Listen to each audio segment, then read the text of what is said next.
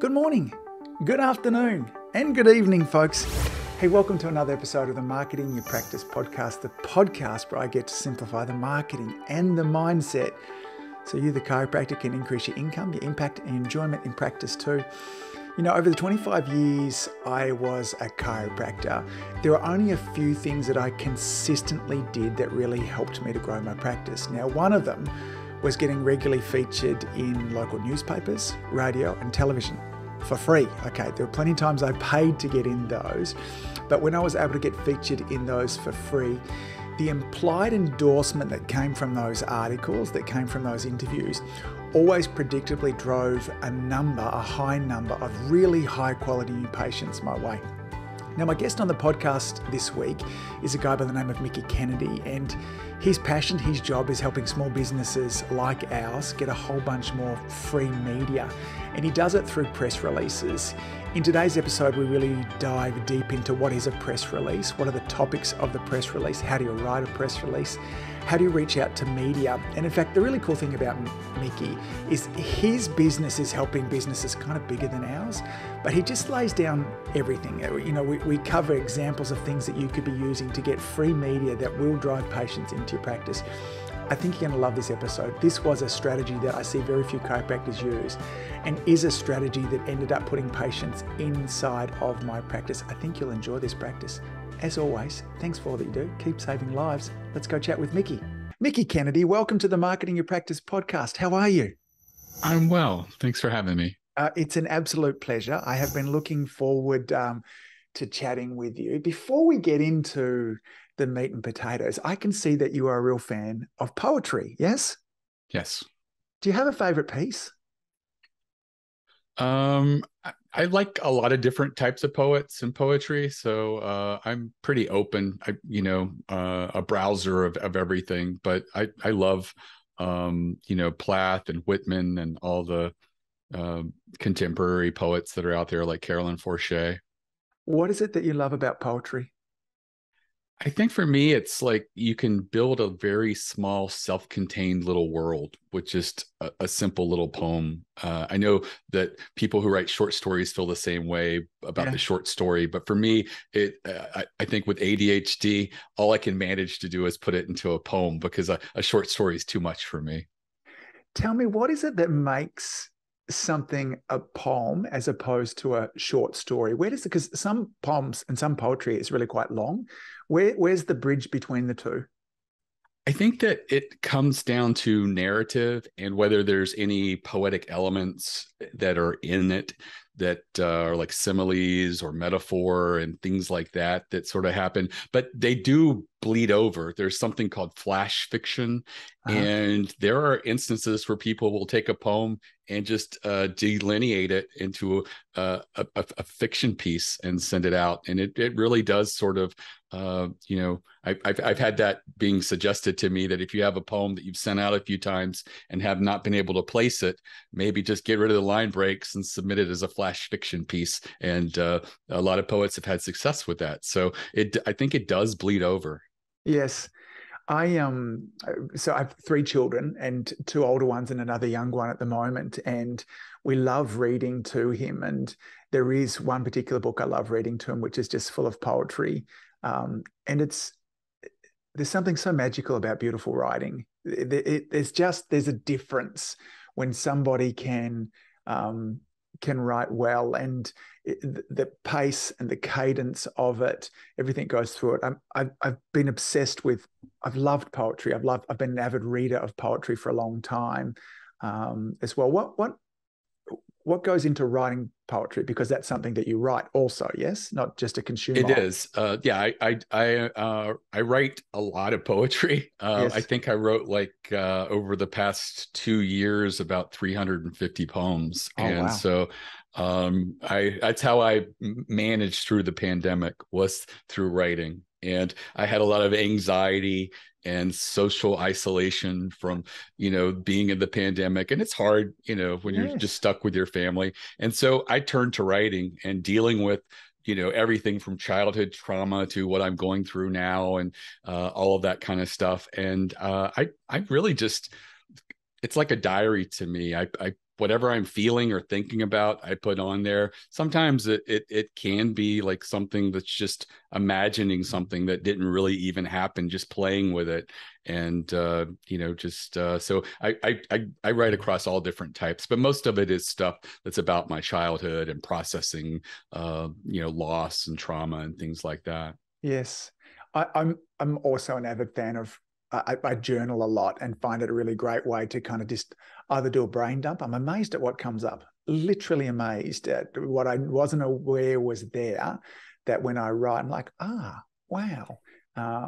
So it's interesting. So thank you for sharing about that too.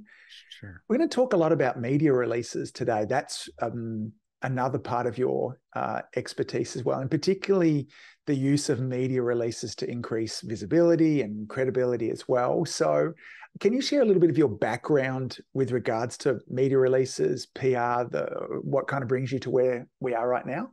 Right. So I was pursuing a Master's of Fine Arts in Creative Writing with an emphasis in poetry like 25 years ago, and finishing that up. I just assumed I would wait tables the rest of my life and write poetry in the evenings. Yes. And I was okay with that until I actually started waiting tables. And it was torture on my knees, my ankles, my back, being on concrete for 10 to 12 hours a day. Yeah. And when I went home, my mind was gone. There was no reading of poetry or writing. So I realized I needed to find a good office job. And so I was hired as employee number 3 at a telecom research startup. Mm-hmm. And because I had the writing background, they said, we need you to send out press releases to the media. And we published a lot of really cool telecom traffic statistics. And so I learned as much as I could, put together press releases, hit send on the fax, because that's what we did. Yes. 25 years ago was faxed everything.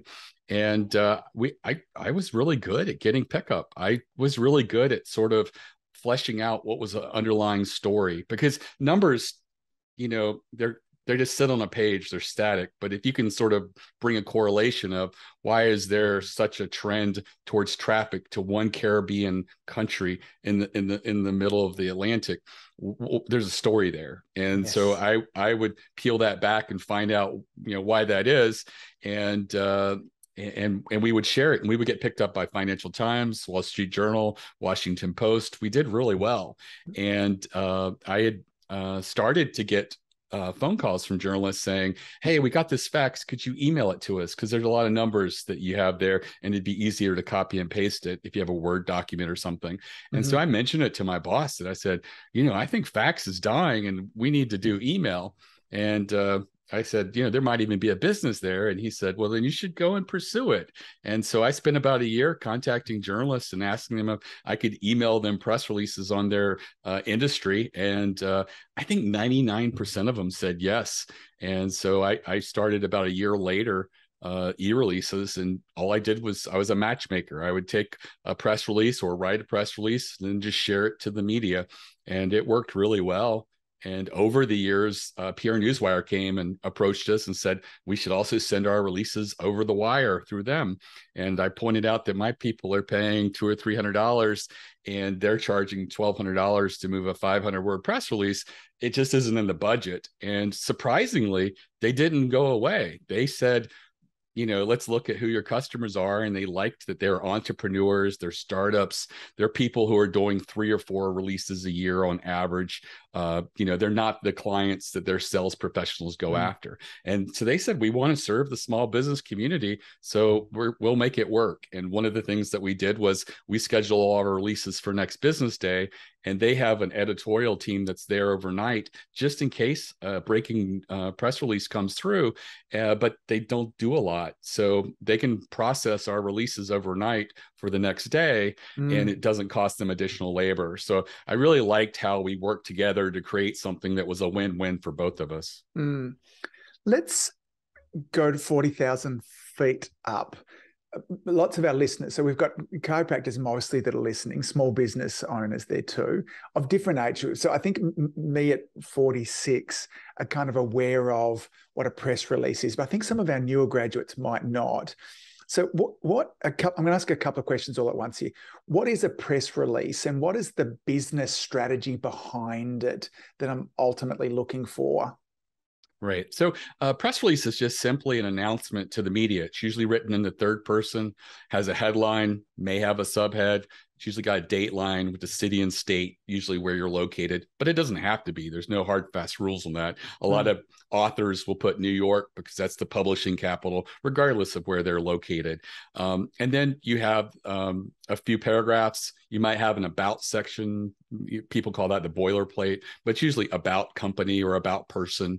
And then you have a contact for you, ideally email and phone, because when a journalist is on deadline, you want to give them as many ways to reach you so that they can get their questions answered if it means, a story possibility. And I think that, the strategy behind it is, what can I do, announce that is a win-win for both me and the journalist. That I want to sell more product usually, or get people to come and do business with me. But the journalist he's a gatekeeper, or she is.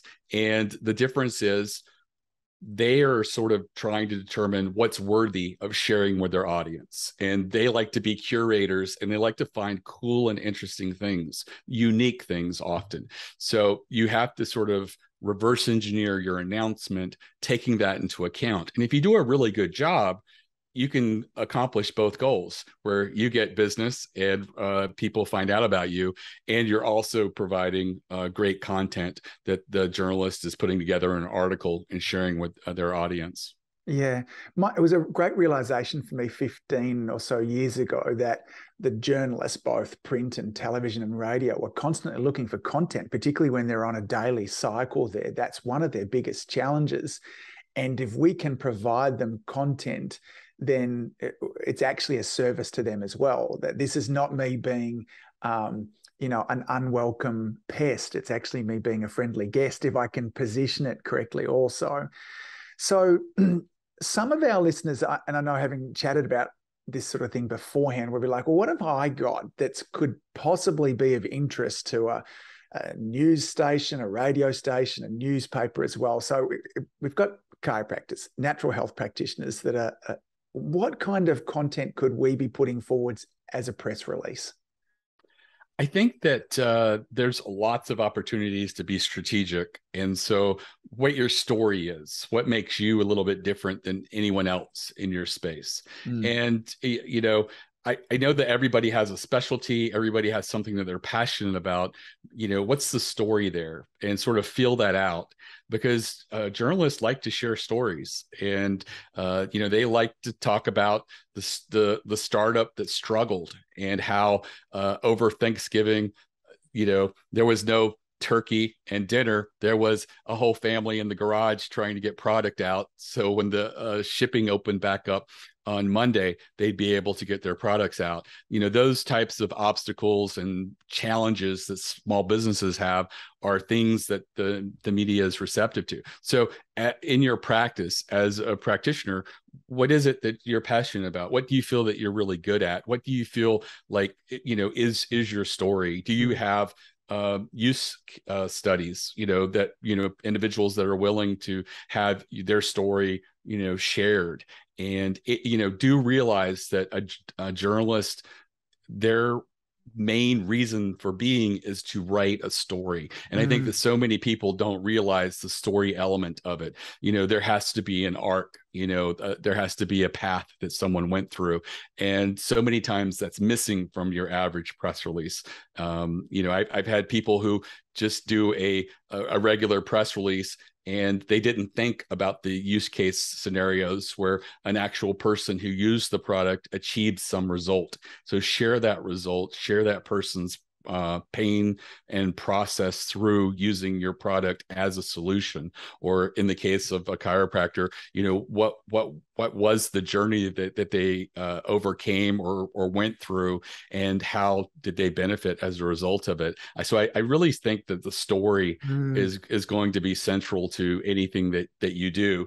That being said, there's also several other different types of opportunities. Every year, lots of industries, and including local media, does yearly predictions. So having health and wellness yearly predictions from an expert saying this is the trend that I see over the next year can position you. And the great thing about it is, if you build it out correctly, these are the top predictions and why. You have a great compelling quote in there. You will find that journalists will just use it because it's great content. It's very copy and paste friendly for them to put into an article. So, share that with your local newspapers, your business magazines or newspapers. Share it with regional papers, even some of the weeklies and things like that. There are opportunities to get out there. Other things that I think work really well are surveys. So if you do a survey within your community or about health and wellness type topics, and trends that are going on, I suspect that a lot of people like me, being cooped up in their house and haven't been working out and feel psychologically a little isolated, are going through things, and those results might be useful to have in a survey in your community. And you may not have an audience that you feel is large enough to survey, but there are people locally around you that have those people that you could just ask if they'd be willing to share your survey, even on social media. It could be anything from a large fitness club to, just, communities and things like that. And just say, hey, I have this health and wellness survey, and would you be willing to share it with your audience? Most people, especially with social media, are willing to do that. It also is a great way for you to get in front of people that don't know anything about you, to participate in the survey, and they're going to see you as an expert. And by asking questions that interest them, that I think it's a way of capturing them as well as potential leads. And so I really think that's exciting and does well. And the media is really receptive to numbers and statistics and things like that. So they love a story and they love results. So if you have, a really compelling question, you really stand a great chance of making it irresistible, so that the media wants to say, hey, you're not going to believe this. We did a survey and 87% of people do this, even though they know it's bad for them. And so it's like, oh, I want to read what that article is. If you can be relevant, I noticed particularly in the depths of the pandemic, the increase in musculoskeletal pain from the patients I was seeing was outrageous. And some of it was from really lousy workstations at home, but a lot of it was just from the increased stress. And I guess if we were to take a survey of those and be able to come back to, the hidden costs of COVID, that would be the sort of thing that journalists might be interested. So relevance, timeliness, that type of thing would be important also. Absolutely. And the great thing about a well-orchestrated survey is potentially you could ask the same questions in 6 months, and journalists would equally want to run articles then, because what people felt today, it's going to be different than how they feel in 6 months. And so you want to make sure that you're taking advantage of questions that are really applicable right now. And I think that, we're coming out of a pandemic, we hope, and we are dealing with supply chain issues. We're still dealing with problems of work and how to work, and this home hybrid situation and things like that. People feel like they're being pulled in a lot of different directions, and I think that a survey that asks questions relevant to that would do really well. What about research, Mickie? If we're consuming research and then we want to put a spin on that, it seems to me that that's something that the news world is always really interested in also. Is that another idea that would work? That is. So there is something in PR that's called newsjacking, where if there's a big trend, you just jump in and write it. It doesn't work anymore because everybody's saying the same thing. But like you said, if you have research and you're bringing something out, teasing something out that's specific, or maybe even analyzing or looking at a particular niche, or something that's very specific, and you're layering it or making it more nuanced, you do stand a really strong chance of getting picked up. So just like you said, doing that research, there's so much research is out there, and people just haven't put it together. And I know people that get published all the time with their press releases, and they're not even doing a survey or study. They're just taking public data, and they're so good at pulling the data together and building a story based off of it with really compelling quotes as to why they feel this is important, and also apply it to what's going on right now. Yeah, I want to share with our audience, some personal experiences that I have had with press releases. And then, we've always consistently advertised in newspapers, radios, all those type of things. And the results, to be honest, were less than impressive, from paying to get ourselves in there, running different ads. And then it started off more by accident that I ended up on a local television station, got asked to stay on there, and was a regular contributor to that too. And then I kind of got into some of this kind of press release stuff and would be able to regularly go on radio and in the local newspaper. We got more new patients from those, from me being on there for free, for starters. So I didn't have to pay to be on there.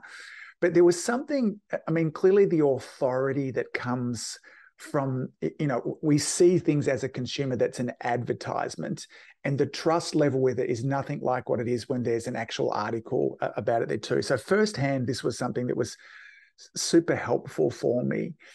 You talked about, because kind of early on in terms of, what's your story? Is that a part of too, in terms of, you talk about kind of honing your unique selling proposition to make us irresistible. What do you mean by that? And how can we help our listeners really hone their story and what's unique about them?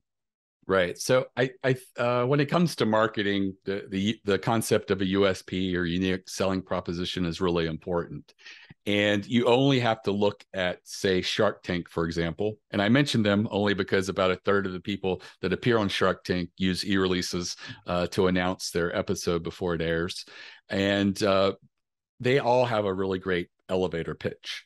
They know what they do that's really different than everybody else. And every one of them that comes on there is telling a story that's usually pretty unique. And that's one of the reasons we like watching it. We've never heard of this concept, or what they're selling, and what they're, sometimes they might be selling a product that, you may have thought you'd seen before, but as the story unfolds, there's more nuances to it, and what makes it a little bit more different.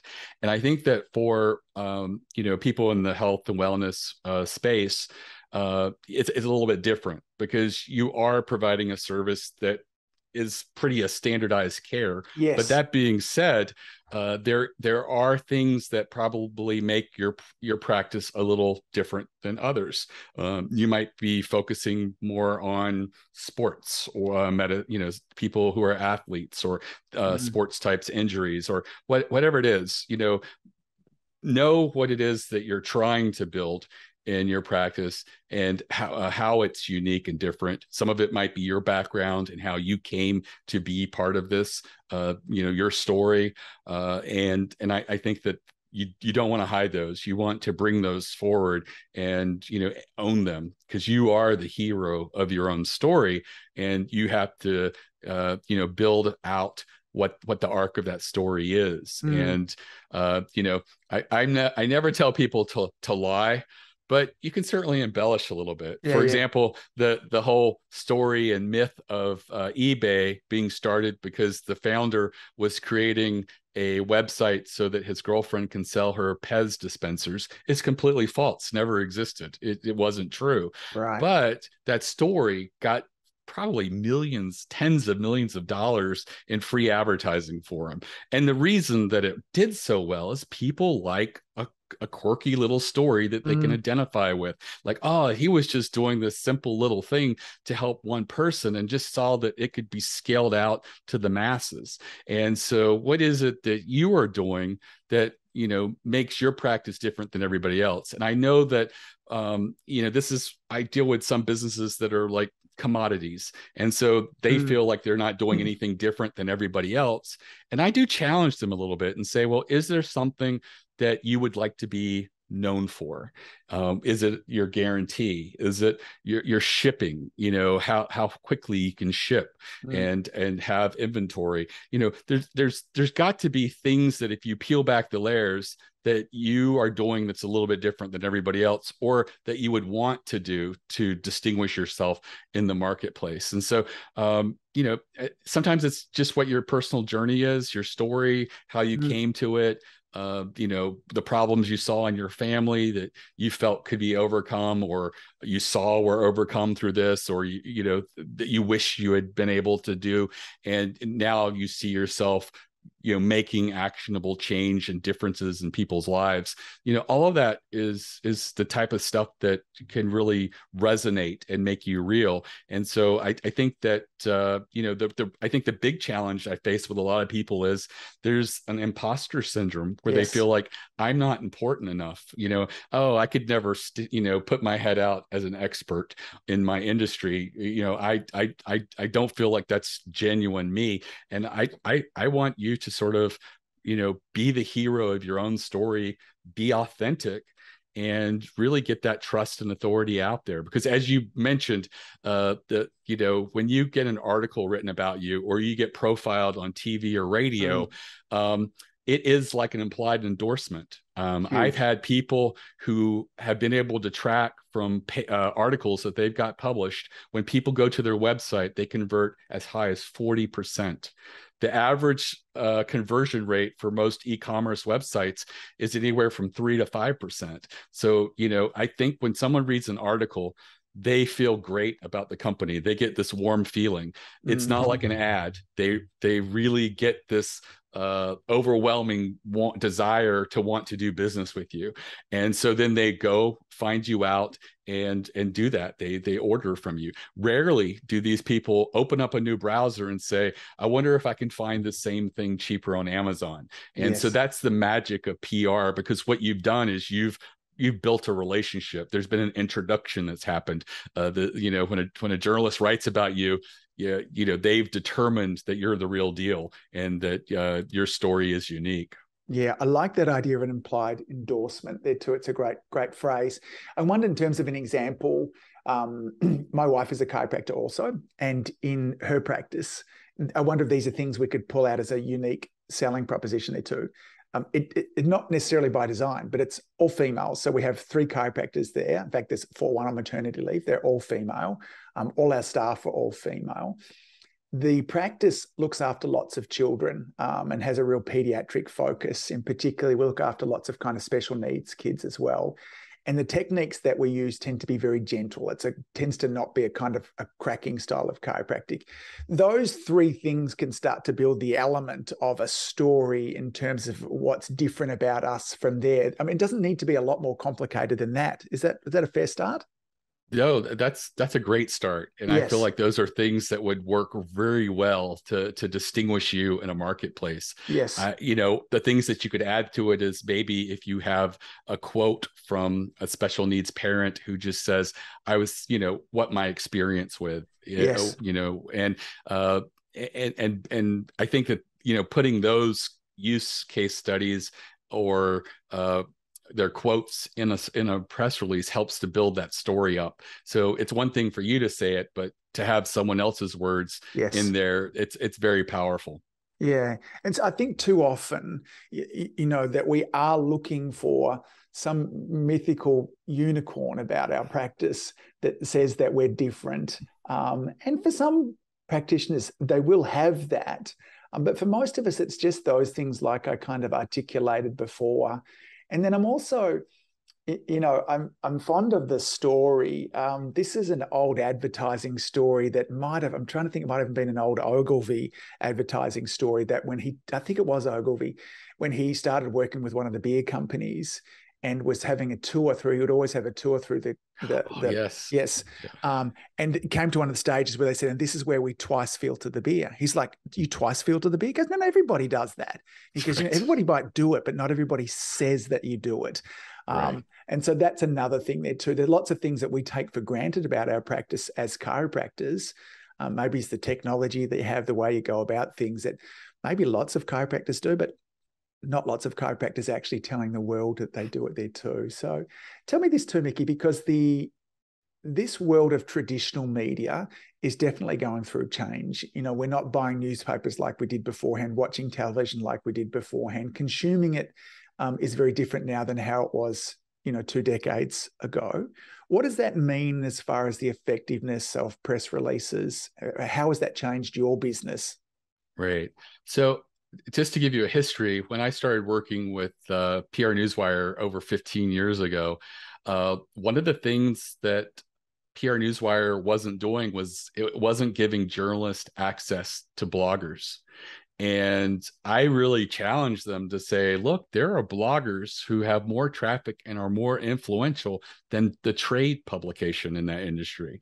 And so they finally relented and gave them journalist access. And what that means is the press releases are public on their website, but if you have journalist access, you can actually look at your industry feed and you can customize it so that if there's certain keywords that you want to make sure are in a press release and you know what keywords to exclude, you can make it so that the feed you're looking at is so spot on exactly what you cover as a journalist. And so the funny thing is, recently I was looking at their distribution and who has journalist access to PR Newswire, and I am seeing so many influencers, people on Instagram, people on TikTok, people on Twitter, and that's their space. They don't have a website. They are fashion industry. There's so many Instagram professionals that are really big for fashion. And the great thing is, I think the PR Newswire learned their lesson because they're very accepting of anybody now. And they recognize that where people are getting their news is evolving and changing. And I think that the good news is they're in front of it now, where before they were behind. Yeah. And I do see a lot of changes. I mean, we talked about, journalists under deadline and producing daily. It's gotten worse because, there's been so many cutbacks. They're expected to do so much more. And if the more ready-made you have something, the likelihood of it doing very well is strong. Like top 10 list, that's another thing. I'd mentioned predictions before, but having a top 10 list of top 10 things you can be doing right now, working from home to make yourself more healthy.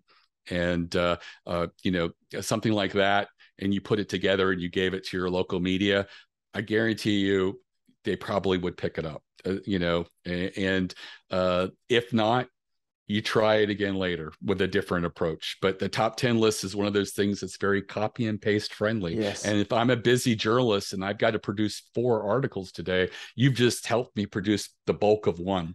Yeah. So anything that you could do to make the job easier for the journalist is going to be a win-win. And I think that another thing to keep in mind is images, multimedia. So many people are producing stuff, not just in print, in the cases where they still have print, but they're also doing it online. And what they know is if they're working on 2 stories of equal newsworthiness and they're deciding which one to go with, if you have a really compelling photo or 2, you're going to win. And they're going to write the story on you because you've got that collateral that they can include with the article, and they know that that's going to make it more sticky, and more people are going to interact with the article because of those photos. And so, and that's another thing you don't have to overthink. If you're having don't have stock photos or high quality photos. Candid photos work so much better.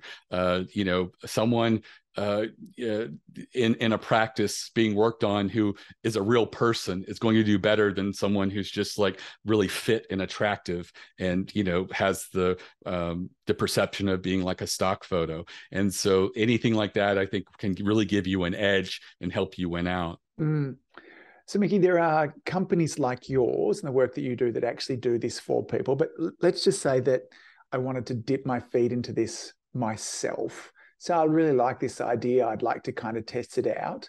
I've got some ideas, some top 10 lists. I've done some surveys. I've got the information. And let's just say, can we go over the best way to present the information? You touched on that beforehand. And then how would I reach out to some of the local journalists How would I go about that?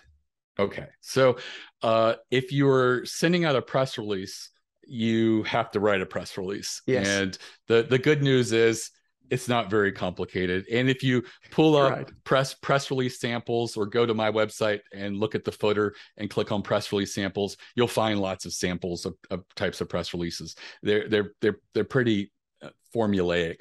Mm-hmm. What you have to realize and sort of pour in there that may not be apparent are what are things that would make a better story? What more Yes. could I put in there that would I mentioned use case studies. So many examples on my website don't have it because people just don't bother putting use case studies in, and yet they're one of the biggest successes for people who are doing press releases, especially product announcements.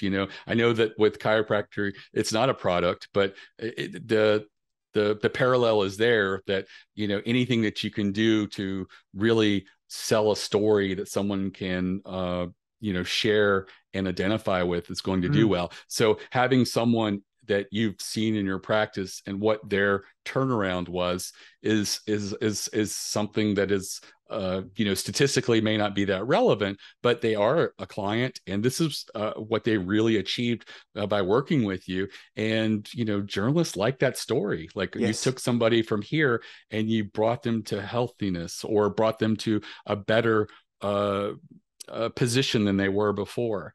And so I think that all of those things can really help define you and do really well. Now, that being said, I don't think that most chiropractors are going to need a service like e-releases. I think that most of them are going to be looking for predominantly just local media. Yes. And when it comes to local media, don't spend money with a service like me because it's so easy to get local media. And it takes a little bit of effort, but it's not much. What you're going to do is, if you look at it, there's probably less than 10 people in your market that would write about you or include you on a radio or TV show, and just do a little bit of research and figure out who those people are. If you look at your local newspaper, who generally covers the health and wellness articles that are in there?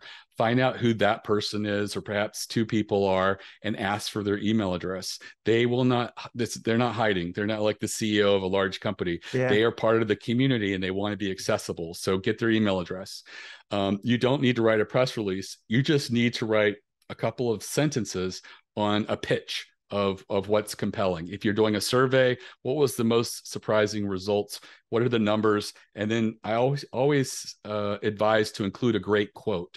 And what makes a quote great is something that can't easily be paraphrased. If a journalist paraphrased what you wrote, and there would be a loss. And sometimes it can be the flavor of in which you said it, the creative writing part of me that really likes that. But it can also be the concision, how concise and straight through that you've analyzed something and said it in such a way that a journalist would take 2 sentences to say what you said in 1 sentence. So those are all little things that you can do really well. And once you've done your homework, when it comes to radio and TV, it's a little bit harder, but you ask around, you see, what programs occasionally spotlight health and wellness businesses, and then you reach out in that case and get the email address of the producer or the booker. Sometimes they'll have both. Sometimes it might just be one. And what you're going to do is just email them on a regular basis. I say set your goal of at least 4 times a year. And Got it. That was some of my questions. Okay. What could 4 times a year, what is something that you're doing that's really interesting? And it could be numbers that are already out there, like industry trends, and why you and your practice would be a good example. And throw some images as well in there of your practice, so that they see that they can have that multimedia component as well.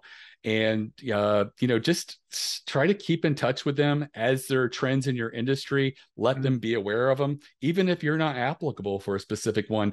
They will appreciate the fact that you're trying to help them and do a service to them, and they'll remember that, so that next time you're doing something that's a little more you-centric, they'll be more open to it. And I think this is why, at least in where I live, I see the same companies mentioned again and again in the business magazines and the newspaper.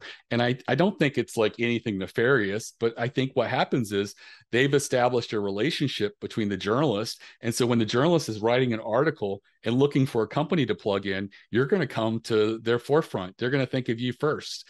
And it's one of the easiest ways to sort of establish a rapport and a connection. And these things get better over time, and they will start contacting you for the stories as in addition to you pitching. So let me see if I can. I'm going to see if I can pitch an idea to you. Okay, Mickie, we'll see how we go here. Sure. One of the things I noticed is in around Christmas time is that I had a real increase in patients showing up with back pain. And the reason is particularly over here in Australia, our Christmas is in summer. So we have our summer holidays. And so, there were long drives, there were increased stress that was going on. People were wrapping their Christmas presents on the ground in wacky type of postures and things like that as well. They were staying at in-laws' houses and sleeping on terrible beds and not taking their pillows. And so I would reach out to the local media places with a list of here's 10 things that you could do to make sure that your back doesn't break down this Christmas. And then I've also got a patient here who last year hurt his back during Christmas time because he was doing something crazy, and then he came and got some adjustments and was better. If I included all of those type of things in a press release, is that more or less what would go into something that might be interesting for a local newspaper, radio station? That's kind of it? Absolutely. You figured it out. It's as simple as that. Yeah, great. So I wanted to share that with our listeners to say this is not difficult. Once a quarter that you're going to put together something like this, okay, do the Christmas one coming up. I know that you guys see it all too, okay? Steal that idea. There's plenty of room inside of there for you to do that. And then, there's plenty of other things throughout the year there that you can run surveys in your community. I love this as an idea to reach out and begin a kind of a joint venture, with the local gym, for instance, other businesses that you might be able to put a press release in together. Also. So, Mickie, thank you so much for chatting today. And I do think there are certain practices that, if they wanted at the very least, they should have it to your website, look at the press release examples there as well. But if people did want to find out a little bit more about you and the work that you do, where's the best spot for them to do that? If you go to ereleases.com, all our social media is on the lower right. It's my direct LinkedIn. That's the only social media I feel really comfortable with. Yes. I have staff that deals with much of the other stuff, but I would say feel free to reach out with our website, phone number, or chat. We don't have any salespeople, just editors, and we're really good at taking a look at stuff and giving you feedback. Just allow us a day or two to get back to you. But we're willing to do that whether you use us or not, because we're, my whole reason for being is to help small businesses and entrepreneurs and the little guys. So we are always very pro education and providing resources. And for example, I do have a free masterclass on building press release strategies that work. And I have that at ereleases.com/plan, PLAN. And it's for my customers, but anybody is welcome to take it. It's less than an hour, and it gives you an audit of all the things that you could be doing strategically and do meaningful types of press releases or announcements that are designed to get media pickup. Love it, Mickie. You've been super generous today. Thank you so much for that. As well. Good luck with the continued expansion of your business and with the poetry writing also. Thanks for chatting with me today. Oh, you're very welcome. Thanks. If you've enjoyed listening to this podcast, you have to come and check out my Community Influencer Program. It's my monthly coaching program where we take all this material and I'll work with you to help you apply it, implement it, and systemize it. The Community Influencer Group Coaching Program is designed to help you increase your practice income, impact, and enjoyment. Join me over at anguspyke.com/join. That's anguspyke.com/join. I'd love to see you there.